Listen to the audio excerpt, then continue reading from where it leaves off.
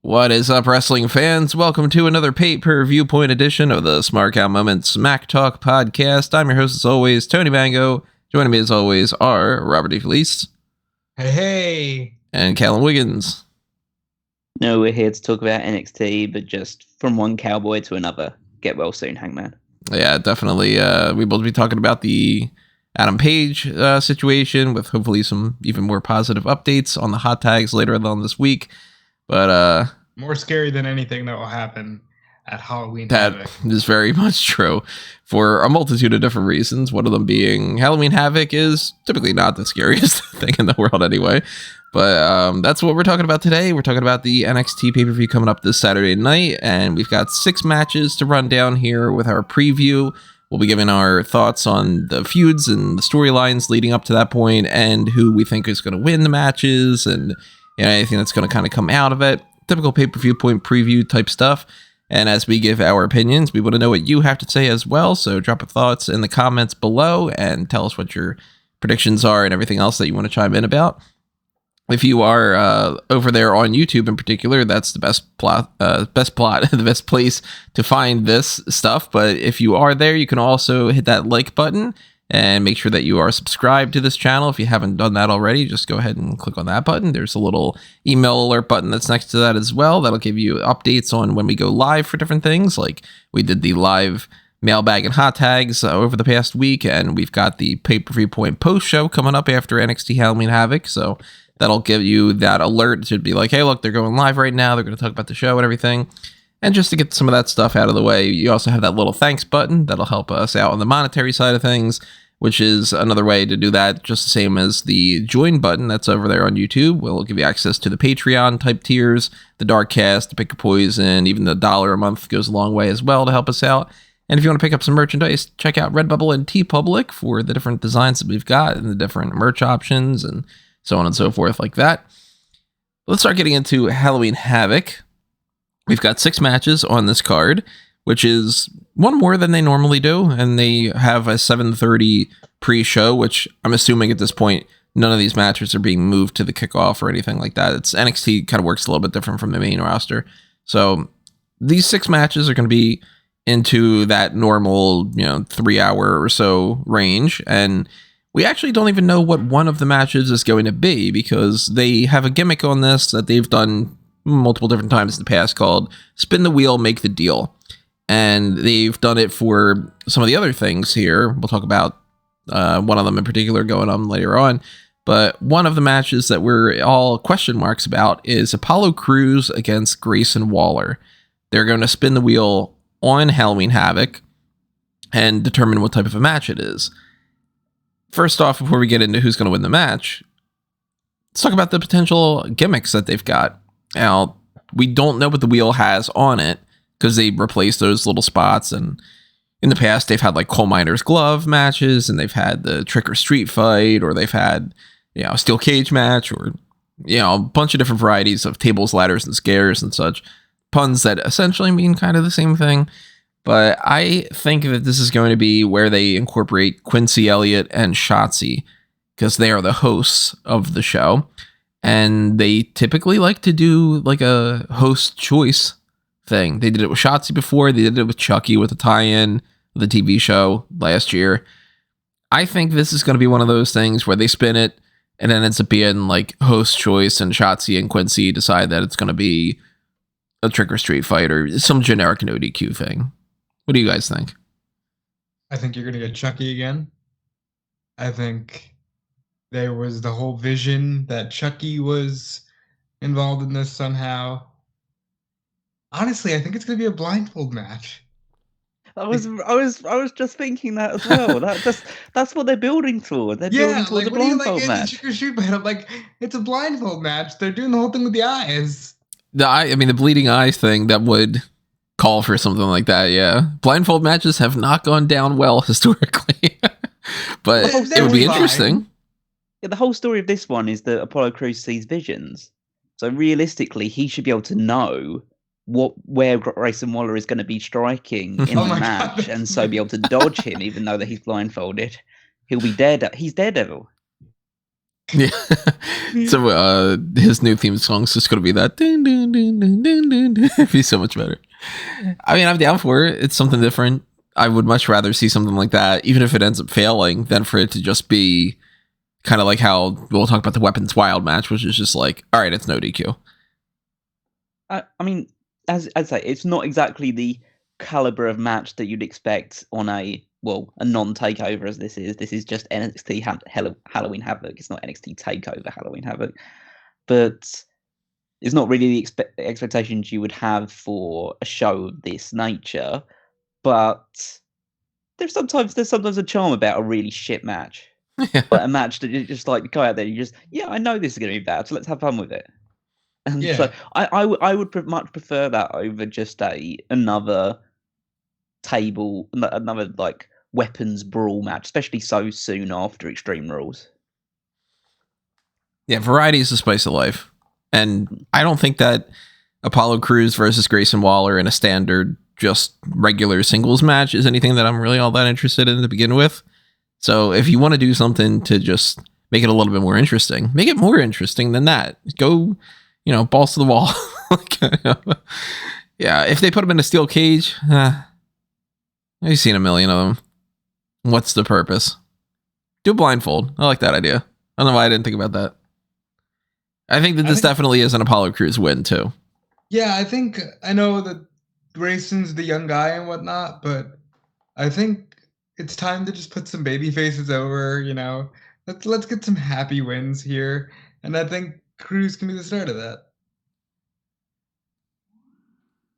Yeah, I'd lean towards Crews just because I think that there is a slight potential Waller going up to the main roster because I think he's proven that he's got a good amount of charisma and he's clearly capable in the ring.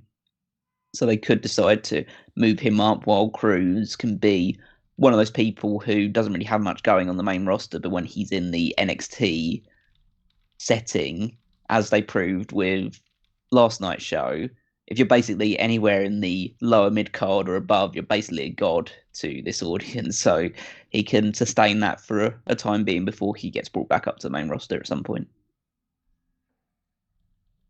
So, I mean, that's kind of all I have to say about this. You guys have anything else to say? This one's like the one I have the least. Despite the blindfold match being fun, the Vision's gimmick is absolutely stupid. It makes no sense. Not in the sense that he's obviously supernatural, which we've never known anything about Apollo Crews being supernatural beforehand. So again, that's just wrestling being wrestling.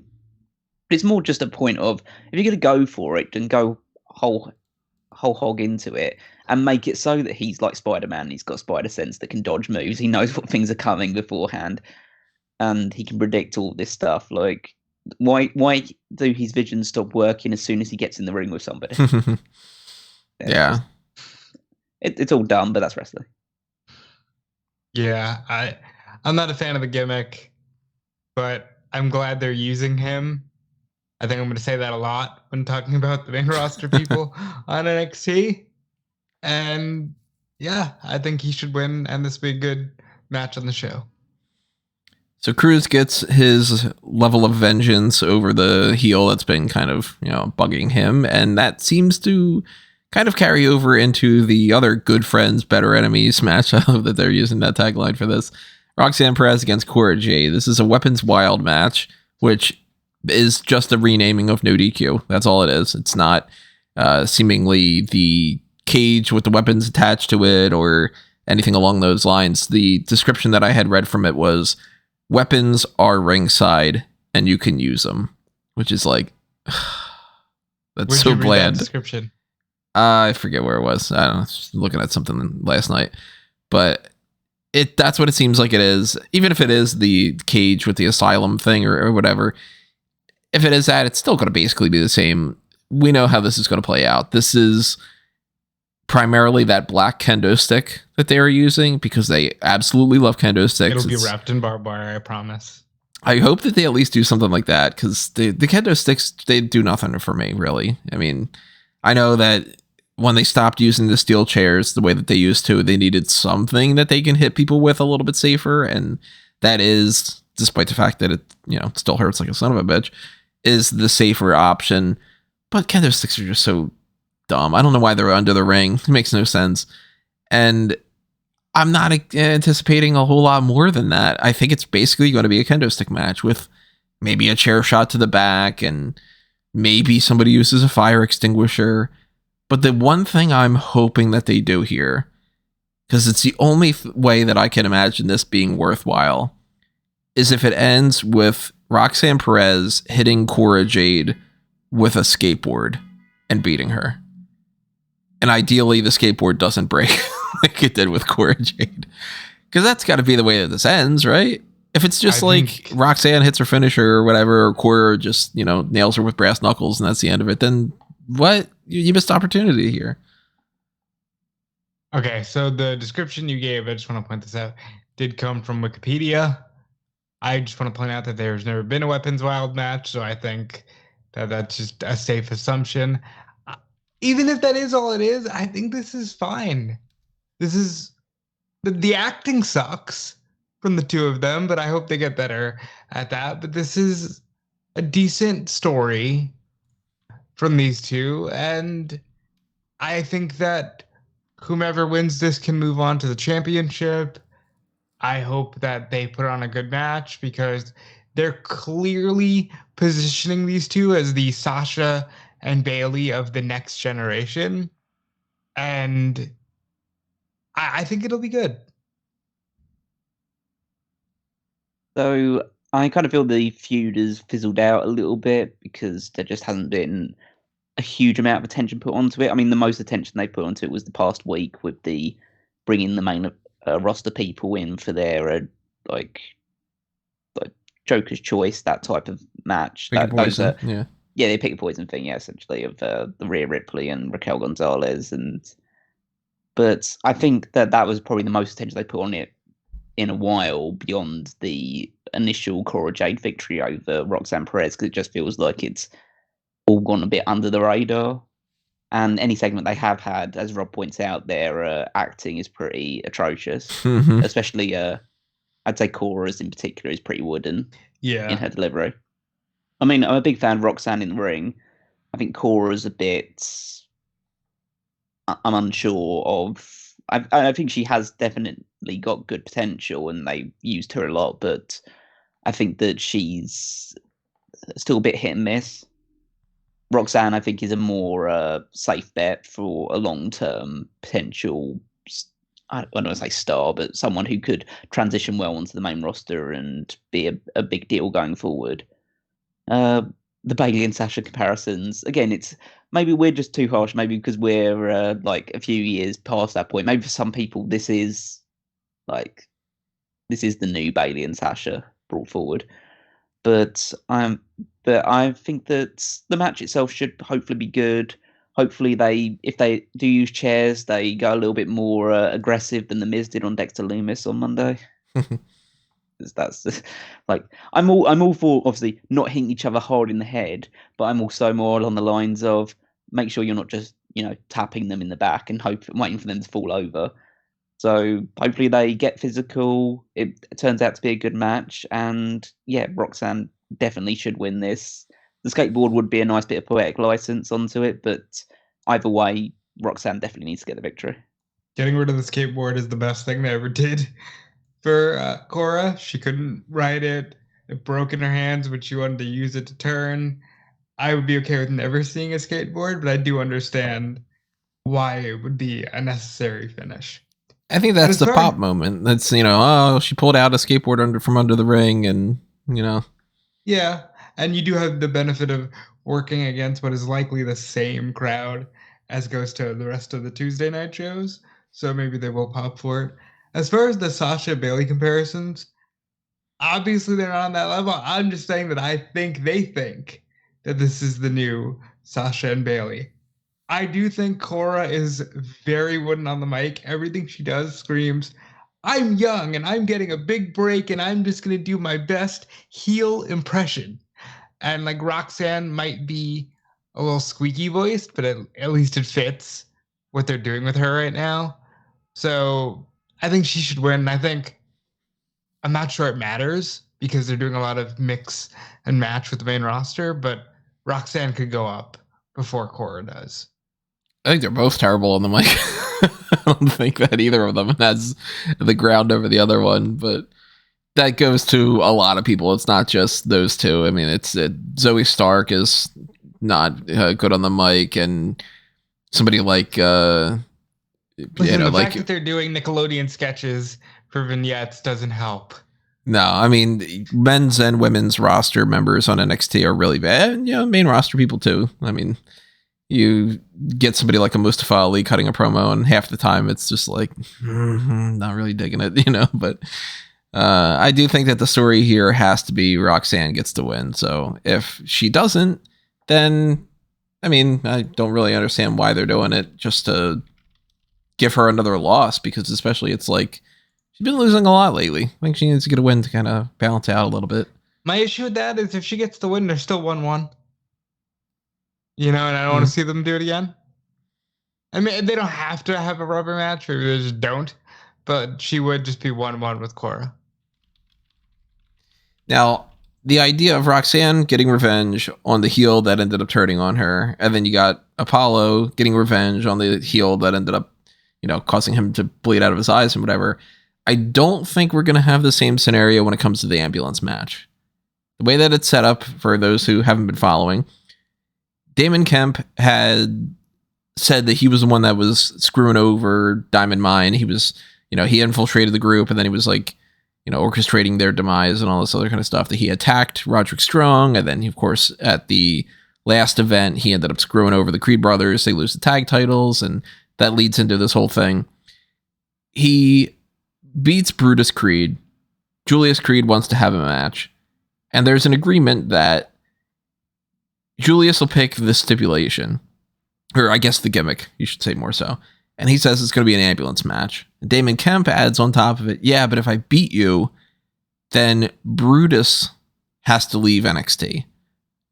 So it's one of those rare scenarios where it's a loser leaves NXT match with only one person in potential to leave, and it's not even one of the people that's in the match. I don't remember the last time that we got that. There's a lot to this one, and I don't know if we've ever gotten a scenario like this. That doesn't necessarily mean it's a bad thing. I just don't know how they intend to pay it off. I think it's the way more interesting scenario. And I don't know exactly how they plan on coming full circle and, wrapping this all up. But I am very suspicious of the idea that this whole Roderick Strong getting attacked and then I'm backing you guys and all that, I think he is going to screw over Julius Creed. And it's going to be Damon Kemp and Roderick Strong never had an issue. He never actually attacked Roddy. And haha, we got you. And now Brutus is gone. But the way I can't see it kind of coming back around is, then what do you do after that? Because Brutus can't go to NXT UK and do some kind of like, well, I'll do that for a little bit, then I'll come back. It makes no sense for him to go to the main roster for Raw or SmackDown without Julius. And I don't think that he's just going to leave either. So despite my brain saying, well, I mean, it makes more sense if Julius just wins and that's the end of it, I think it's way more interesting that they're doing this Brutus thing. And I kind of have a feeling that maybe the only reason that they're cooking this up is because they've got something in mind for that. So I'm going to go with actually Damon Kemp wins. Yeah, I'm in pretty much agreement with that. I think I really like the work they've put together in this. I think the whole Diamond Mine breakup story has actually been one of the most consistent and well told out of NXT in the past year or so. I think they've put it together really well. Julius is coming across like a potential breakout star. He just has the look, he has a presence about him. Bruce is obviously a lot of fun, but I think he still has a bit of, I don't want to say maturing to do, but needs to have a bit more seasoning in the ring, still needs to work on his promo delivery and all that stuff. But Julius he's maturing at a really good rate, and I think that he could be a top single star as well as the tag team itself going far as well. I would say that Damon Kemp, though, has also impressed me. I've obviously spoken at length about the fact that he's leaps and bounds above what his brother has managed to achieve so far, and you might as well take on the name of Gable Stevenson going up to the main roster, and they just hope that people don't notice. But I think that he's good on the mic. He's shown to be very good in the ring. And they're telling this extra story about how this is going to be a vicious ambulance match. And the outcomes are that either Julius wins, and it's another case of what we've seen with some of the other ones that we've already discussed, of the babyface getting their revenge against the vicious heel that turned their backs on them, betrayed them, and took people out, and then it's all good. Or you have Brutus leave NXT. And I think that the better story is to not have Brutus obviously go up to the main roster, and obviously there's no NXT UK, as you mentioned, but just to have him leave for a while. You have Damon Kemp get the victory, most likely due to either Roderick Strong, again, just showing his true colours, siding with Damon Kemp. That's the new quote-unquote Diamond Mine. And that's them going forward as a heel act. Or I think that we shouldn't sleep on the fact that it might be Ivy Nile that turns on the Creeds. I know they haven't really played to that, but then again, no, they hadn't really played into the fact that Damon Kemp were turning on them. So they can make these things work. They can spin it in a way. They might have done a load of camera work and backstage stuff to make it appear like, oh yeah, Ivy Nile was on Damon Kemp's side all the time. But we'll see how that goes. And the most likely outcome is it's Roderick, which makes it weird that he decided to spend several months in a hospital bed if he was faking an injury, but that's neither here nor there. Commitment. And then that's pro wrestling. Yeah, it's wrestling. Yeah, who ended up actually killing Undertaker's parents? But yeah, I think it makes it's much more interesting for Damon Kemp to get the victory, and then you tell the story of Julius Creed having to go through things on his own a little bit. You could have Brutus turn up in not so much backstage segment, but him just spending time outside of the ring, talking to Julius, feeling upset about himself, feeling sorry about himself, trying to find a new purpose. They could do some really wacky skits of him just working in Walmart or something, just trying to find something else to do that's not wrestling. And then you just build it up to another big blow-off match between Julius and Damon, or Julius and Roddy, if you want to go that route. And it's essentially, okay, if I win this one, Brutus comes back, but if I lose, then I leave too, or something. Yeah. And then you could either do the thing of the Creed brothers moving up, which I think is a bit too soon for them. But then again, there are probably there are other acts. Well, they're actually trying to make some sort of concentrated effort to build up the tag teams, especially on SmackDown, it seems. So maybe they do just want to move the Creeds up straight away, that's how you get Brutus back on TV, and then they can push back towards the tag team title picture. But I guess there is an argument to say that they've done all they can in NXT. They've already been tag team champions. They are clearly Raw, and they still have some development in terms of working safely in ring, but there's not really much else they can do in NXT in terms of character development. So maybe it is time for them to go up to the main roster and sink or swim. I wouldn't be opposed to it. I think that there's no reason you can't rule out Roddy and Ivy turning on them. And I think if Brutus leaves, Julius also has to leave, because there's no real reason to separate them right now. And I'll go as far as to say I think they go up to Raw, and they're slotted in the Alpha Academy, or opposite the Alpha Academy. But either way, I see them doing a lot with Gable and Otis. So at the end of this, are we all going with Damon Kemp? We're all going Damon Kemp, yeah. Yeah, I think Damon Kemp would. That's pretty interesting. Now, we might have some differing opinions when it comes to the ladder match for the vacated NXT North American Championship. And for those who, again, haven't been watching, here's the setup behind it. Remember how Carmelo Hayes had lost that title to Cameron Grimes and then he won it back? Well, got even more confusing in the past month. He was supposed to go up against the winner of a fan vote poll, which was Wes Lee. Wes Lee then gets attacked by Carmelo Hayes and Trick Williams and is taken out of the match and replaced with, just spontaneously, Solo Sikoa. You know, the recently turned heel and on SmackDown member of the Bloodline, comes back to NXT as a babyface to randomly insert himself in and win the match. He wins the championship, he defends the championship, and then by the next episode of NXT, they declare that he was not a sanctioned competitor and he needs to relinquish the championship. And it still goes under the record as him being an NXT champion, but not really. So it's just sort of, they wanted to have their cake and eat it too, which is very, very sloppy. And instead of just giving the title back to Carmelo Hayes, which you would think would be the most logical thing, it's kind of, hey, he wasn't even supposed to have this match. Here's your title back. That's been erased from the history books. They decide, we're just going to vacate it. And in a month, we're going to end up having this ladder match. We're going to do some qualifiers. And Carmelo Hayes is in there.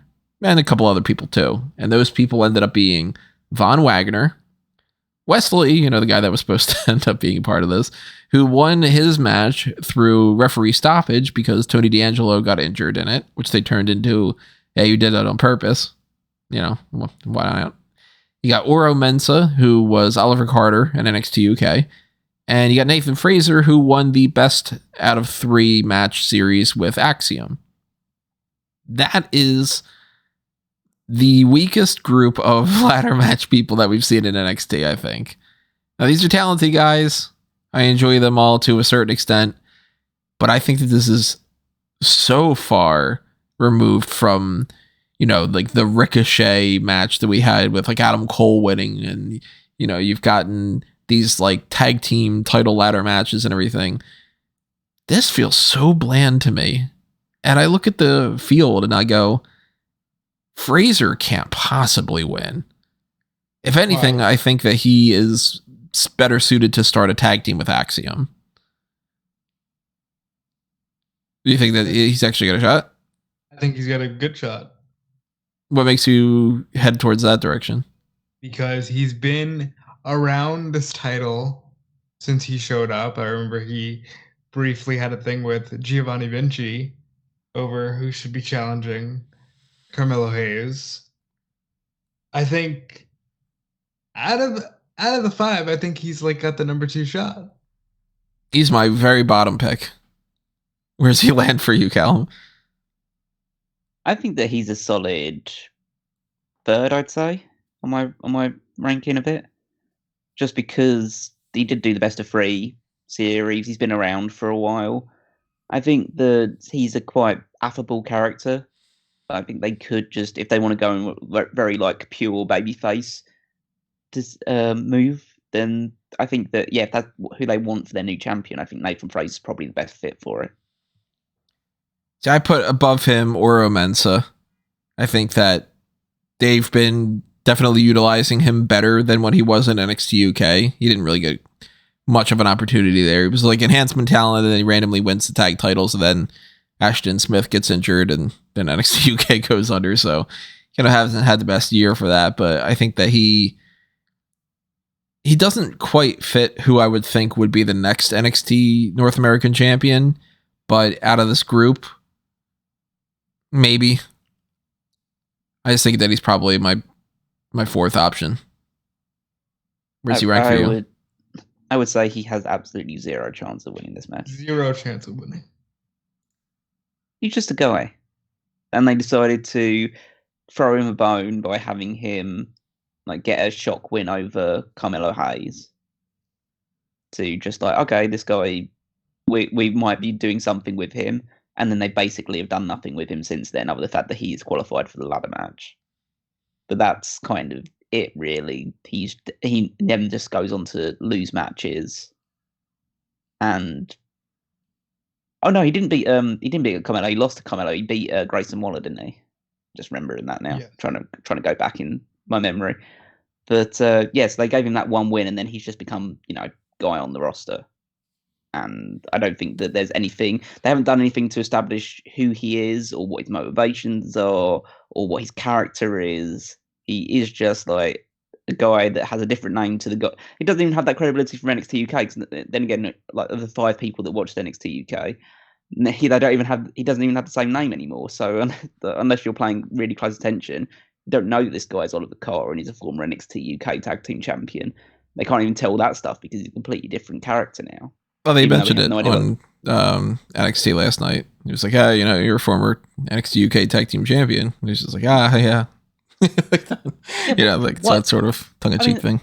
Yeah, I mean, they do these like character profile things, like they did for like Sol Ruka when in the build-up for her debut. Like, we don't know anything about Oro Mensah. If you know watching NXT UK, you have literally no idea who this guy is, otherwise, except the fact that he turned up and got a shock win over Grayson Waller. So yeah, he's got no hope of winning this match. My number 3 pick would be Carmelo Hayes, and even though I would put him normally number 1 or number 2, I am just so stuck on the idea of I don't want them to have the Hayes wins the title, he loses it, but then he wins it back, and then he loses it, but then he wins it back. If you're going to keep everything at the status quo, don't take the belt off of him and then just wait a month and put it back again. I gotta at least hope that they plan on doing something else other than, and it's back on Carmelo Hayes, So I'm putting him at number 3 right now. He is my number 5 because you cannot put this belt back on Carmelo Hayes. You just can't. Like, he's got all the potential in the world to go to the main roster, all the potential in the world to challenge Bron Breakker, but doing this again, I have no interest. So he's my number 5. He's my number 2 pick. I think that, I mean, you say you can't do it, and in most conventional senses, I would agree with you. But then I realised who the booker of NXT is, and then I realised, they could just give the same guy multiple title reigns and just make him feel artificially bigger than he actually. He's definitely, like, he's a super talented guy, super charismatic, great in the ring.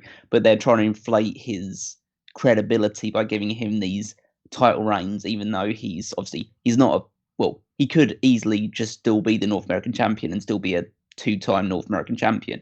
This way, they got the title off of him and they can make him a 3-time North American champion, and that sounds even more impressive because. Do you think that's the way he looks at his own career, Shawn Michaels? I think he looks at it as like, okay, I was going to quote unquote lose this championship, but now I found out a way that I can just take a bit of time off and then come back and just get that title back, and then I'm great. I think there is a part of Michaels that has that element of that's how you keep someone strong, or that's how you protect someone that you really see star power in.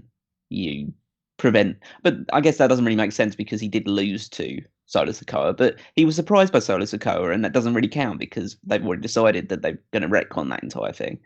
So yeah, I think there's a good chance that he becomes North American champion again, and they weave the narrative of he is the greatest North American champion of all time. And you can build that to a title for title match against Bron Breakker or something. So out of Wesley and Von Wagner, I'm going Wesley as my top pick.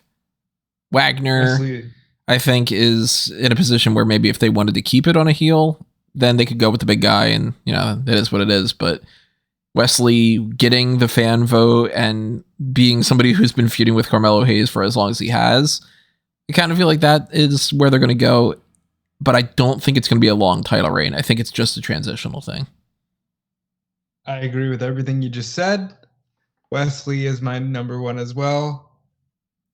Von Wagner would be my number 3 with everybody else I just mentioned. But Wesley seems like it's the most feel-good. He wins the belt after getting the fan vote and getting screwed and having just a shitty year in general because he had to vacate tag titles due to circumstances beyond his control. It just seems like this is the right moment to give him something.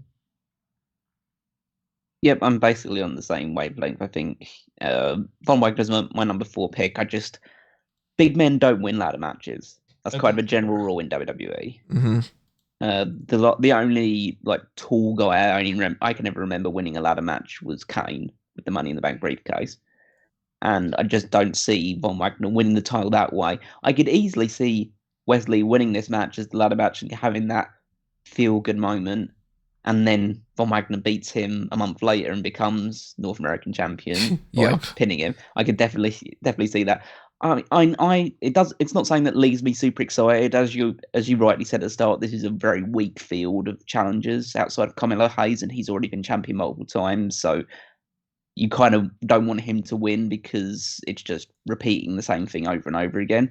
So you want in that scenario to have a new champion, but the 4 people they've selected aren't the most dynamic individuals in NXT, and Wesley is a very big I guess example of that, because his whole story since losing the tag titles or having to vacate the tag titles is, oh, I'm so sad. Oh, everything sucks and it's all bad, and I'm gonna try and get up and fight and do what I can. And he's so bland. It's really, really bland. And he'll be NXT North American champion if he wins this match. He'll have it for a little while. He won't get really anything memorable out of it, and he'll drop it to the guy they actually want to push going forward. Yep. Yeah, pretty much. That's how it's going to go. The potential new champion that I think is going to come out of that, I would lean maybe towards the Von Wagner side, maybe Tony D'Angelo. Maybe they go in, somebody else from the main roster comes down or something. But I definitely think that's the grand scheme. And it could be Grayson Waller too. Maybe they give him the United States Championship. I was going to go with. Maybe they go with him. Maybe it's something like a big push for Javier Bernal or something. But I do think what we're heading in, this is a short title reign, and then some other heel comes around, and it's just like, all right, well, moving on. But it's a shame that this match doesn't have more buzz around it or whatever. If they would have had just a few extra people swap in, like maybe you replace Nathan Frazer with Tyler Bate, maybe you swap Aura Mensah for, I don't know, off the top of my head I can't think of anybody necessarily, but I feel like Noam Dar would pop bring someone up from the main roster. That seems to be the thing in NXT nowadays. Just that, this place just doesn't have stars. Why don't we just take some mid-carder from Raw and chuck him on the show? No, it's synergy. Yeah. It's synergy. Maybe Cameron Grimes being in this would help it a little bit, but he's doing the same as the Love Squad man. I don't see it. It's not all that great, but they're in a holding pattern, and this is where I really kind of wish that Tyler Bate. Well, I already mentioned him. He said Tyler Bate. Oh, yeah. Oh, he's the first one that I would have been like, why is he not in here? I think McDonagh should definitely be in this match rather than the title match. Yeah. Yeah, that's that right there. You put Tyler Bate and JD McDonagh in here instead of Frazer and Mensah, particularly, you got a better match, I think. So what we're getting at is NXT UK roster was maybe a little better. No, I mean, look at that, the amount of people that they got rid of. They brought like 6 people over, and that's about it. Yeah, but but as I said, there should be probably some higher ranking options, but they decided to go with these ones, and who knows, maybe the opportunity to be in a match of this nature will help them give some star making performances, and we'll feel a bit better about them after this match. But I will say this, there've been way too many ladder matches this year. Yes. In all of wrestling in general. Obviously, AEW had a couple, but it's mainly NXT. Especially because the fact, only I don't know, 6 months ago, we saw this exact same match for this exact title. Michaels needs to remember that what made he was obviously great at ladder matches, but what also made those ladder matches very special is that he had 2 of them in 1 year. And and then there wasn't another ladder match in WWE until he was retired. The next one was Rock and Triple H, wasn't it? SummerSlam. Yep. So yeah, less is more occasionally. And before those 2 Shawn Michaels ones, there was an A. There just wasn't. Yeah, so I mean, maybe they'll end up surprising us and it'll be a great match, or maybe it'll be the way that a lot of ladder matches are, which is, hey, ladder matches can be a lot of fun, and they do a couple flips and that's about it. I'm still thinking that it's probably going to be a better match though than the Mandy Rose versus Alba Fyre NXT Women's Championship match. It has no gimmick attached to it, but that's perfectly fine. It's not like this is Extreme Rules, and it just is a thing. Alba Fyre's been hovering around this title for 9 months or so. She just seemingly is always sort of somewhere in the toxic attraction viewpoint. And I don't feel like now is the time to dethrone Mandy Rose. I don't think Alba Fyre is the right person to do it. It feels to me like, she's a former NXT UK Women's Champion. She's an established name, and she's somebody to lose to Mandy. Wouldn't be the craziest thing in the world if Mandy loses the title, but I wouldn't be a fan of it. I'm going to go with her retaining, even if it's just to hope that they have something else better that they're leading towards. Because this, to me, if it all is like, it's all been leading up to this, I'll be like, really? That's it? I don't know if that's worth it. There's a lot of that in wrestling right now. That, like, we're doing these long reigns, and they ultimately end up feeling like, well, you better have the very best person to beat him, otherwise it's going to feel flat. I do think Alba Fyre is a great choice to beat her. While I'm not convinced that she'll do it at Halloween Havoc, I think there's very few on that roster right now that could do a better job of being women's champion than Alba Fyre. Listen, stupid shit aside of they didn't bother to explain it well, I like the idea of Sonya Deville and Toxic Attraction as a foursome, and I want that on the main roster.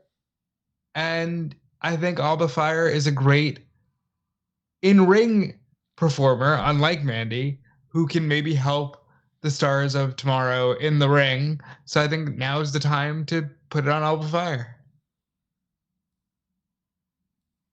I would say it would be quite an underwhelming feud to lead to the dethroning of Mandy Rose after her very long title reign. But I will also take the stance of this title reign has gone on way too long. It's really stale.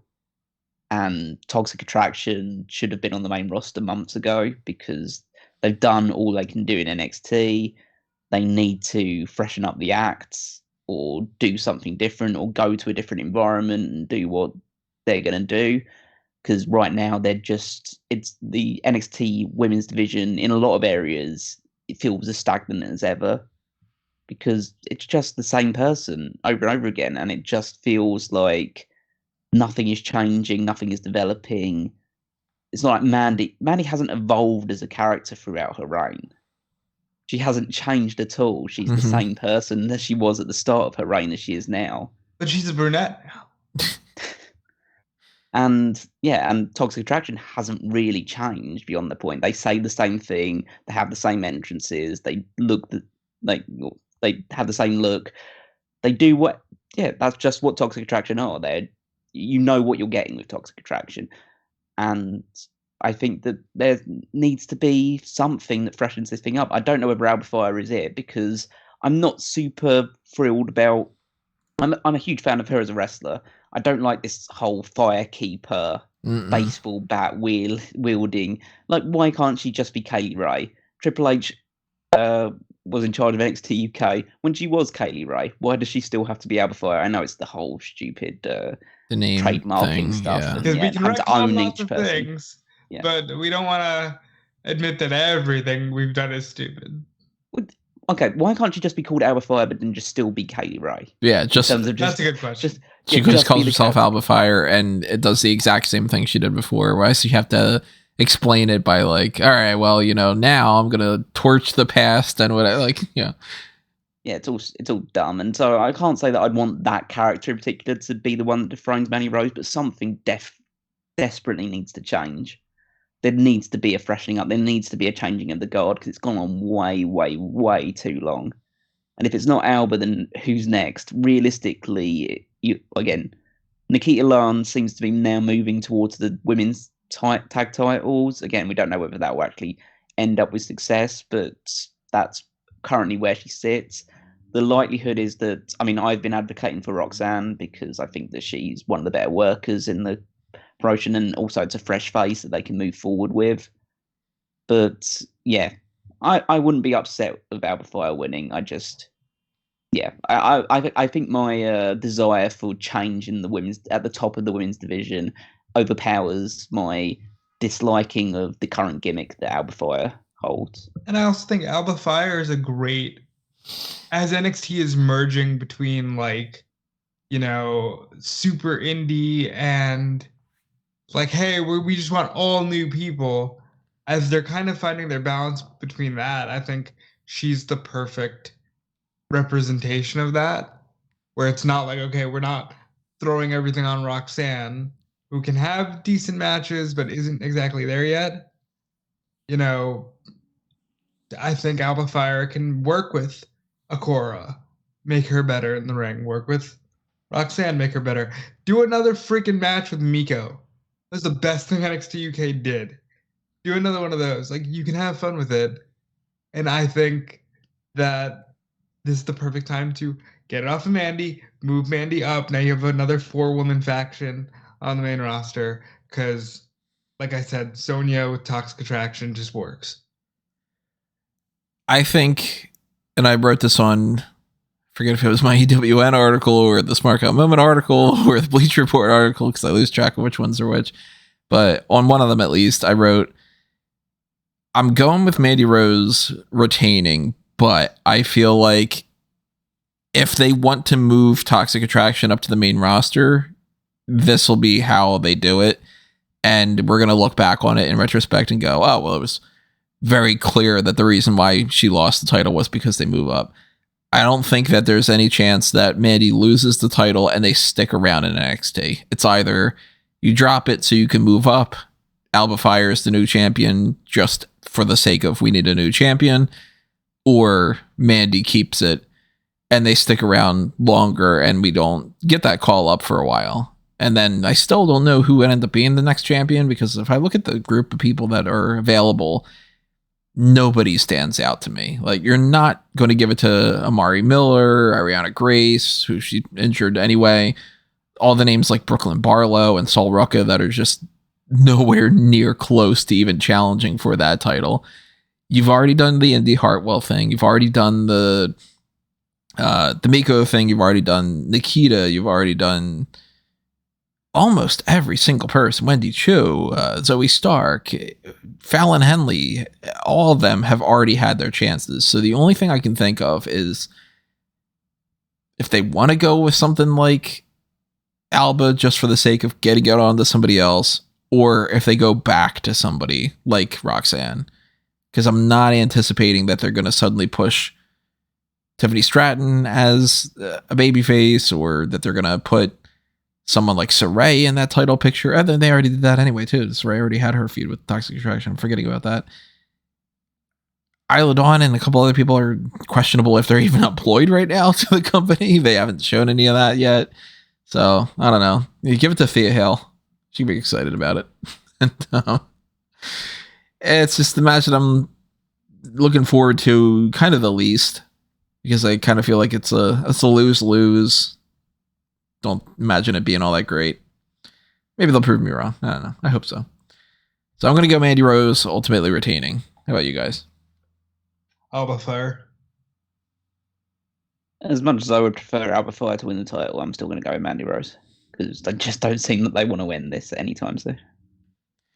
Now, the main event is going to be a triple threat match. It's a gimmick, but, gimmick in the sense of it's by DQ, by default, no DQ. By default. Yeah. The NXT title's on the line, though. Bron Breakker is defending against JD McDonagh again, and Ilja today. The most interesting thing about this, though, isn't the idea that McDonagh could win it by pinning Dragunov, or Dragunov could win it by pinning McDonagh, and you can save Bron Breakker, and maybe they go around it like that. It's the thing that happened last night. That's what got me most intrigued, which is that Austin Theory popped up and teased that he might cash in the Money in the Bank ladder match, Money in the Bank briefcase. I think that's not going to happen. And I think if it does happen, that they shouldn't have teased it ahead of time, because I think it would have been far more interesting if it would have just out of nowhere he comes in and does that and nobody's expecting that. I'm leaning more towards the idea that Bron Breakker just retains again, and that he pins JD McDonagh And maybe you get another Dragunov match out of it by saying like, you know, he didn't really pin me or something, but it could be a matter of he pins Dragunov. And now I don't think is the time for Breakker to lose the title, because it seemed like they kind of wanted to go in the direction of having him against a couple of other people. And Breakker against Hayes, Breakker against Waller. You got the Apollo Crews thing that they didn't come back to before. And even though Dragunov could be a champion, we've seen it. And we know that McDonagh could be a champion, especially if they want to go with a heel. And you could technically go with Austin Theory, but that's really weird to me to downgrade him to the NXT roster and not keep him on Monday Night Raw. I ultimately think Breakker's just going to end up retaining here.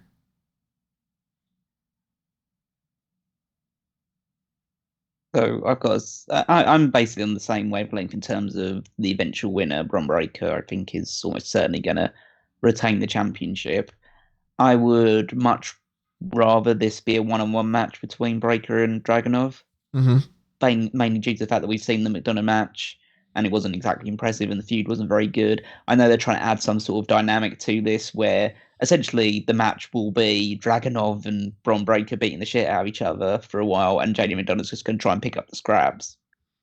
But I think it's a case of more is less, and I think Dragunov and Breakker would have an excellent match with each other because of the Tyler Bate match, and I think that Dragunov is actually a more dynamic, interesting performer than Bate is. So it would make for a better match, in my opinion. So that's partly deflating about the fact that you do have to have the extra weight of McDonagh dragging this down a little bit, I think, from reaching its full potential. The Austin Theory thing is somewhat interesting because, to me, it's a bit of a clear indication that Triple H, if he'd have been in charge a few months ago, would not have made Austin Theory Mr. Money in the Bank.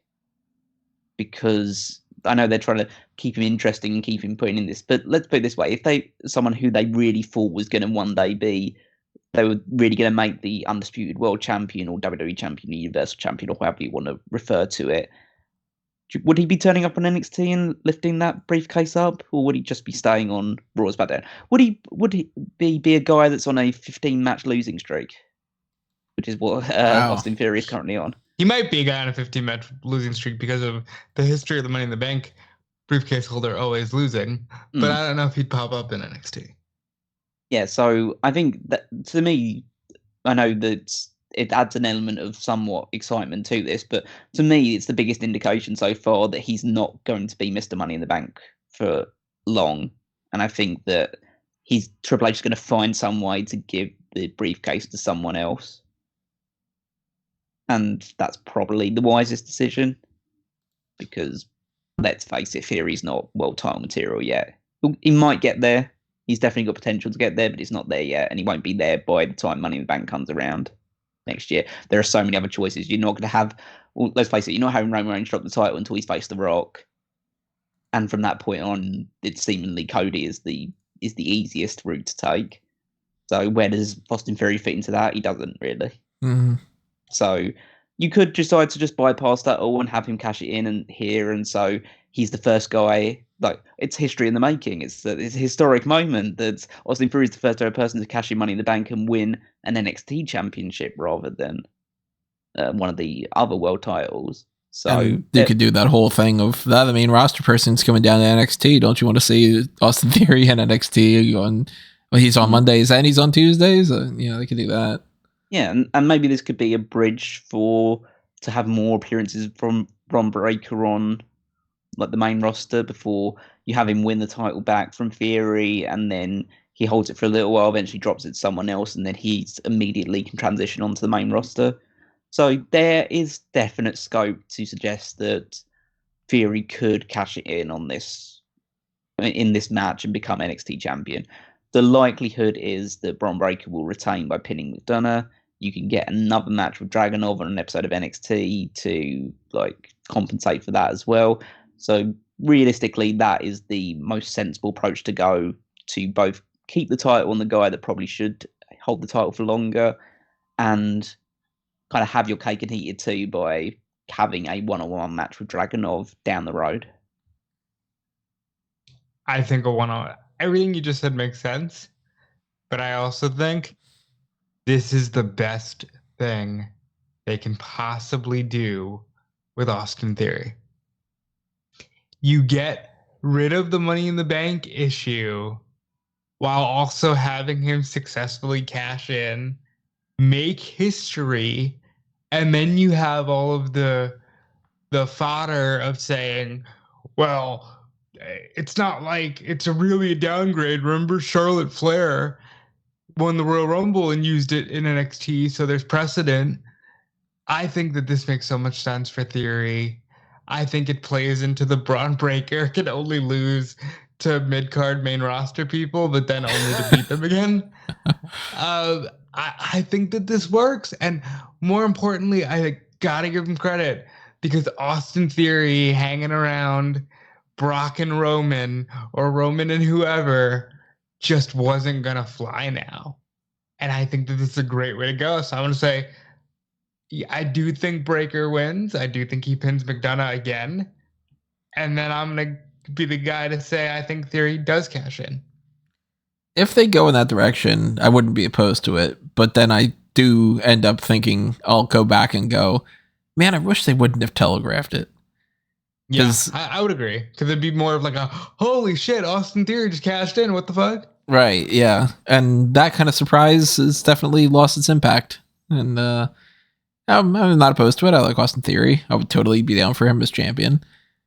Gets rid of the Money in the Bank. Like all these other things that we're saying. So that would be probably my second favorite scenario. I think probably just Breaker retaining is my number one. But I'm not really into the idea of Dragunov or McDonagh winning, even though I like both of them. It just kind of seems like it's going to fall a little bit flat for me. So I'll go Breaker just retains. And they might even have him just pin Dragunov for the sake of it. I don't know. Depends on what they plan on doing going forward. But we don't have another pay-per-view from NXT for the rest of the year. Normally we would have War Games. But instead, Halloween Havoc was a pay-per-view instead of just an episode of NXT. Because they could have just done it, next week. It could have been the 25th is when they do the special episode of NXT. They decided to do this instead. I think this caps out the year, and maybe at most at some point in November we get a special episode of NXT called Fall Brawl, or we get something in December. Maybe they end up being like, this episode of NXT is technically Starrcade or something, that they could do that. But I kind of feel like there isn't a game plan for like a big showcase NXT championship match going forward for the rest of the year. And if it is, it's probably just Breaker against Dragunov in a rematch. So I'm going to go with Breaker retaining. I think we're all probably leaning towards that. If it's not Theory, right? Yeah, Breaker wins. I'm going to say Theory cashes in. Yeah, I'm going to go with Breaker just winning, no cash in.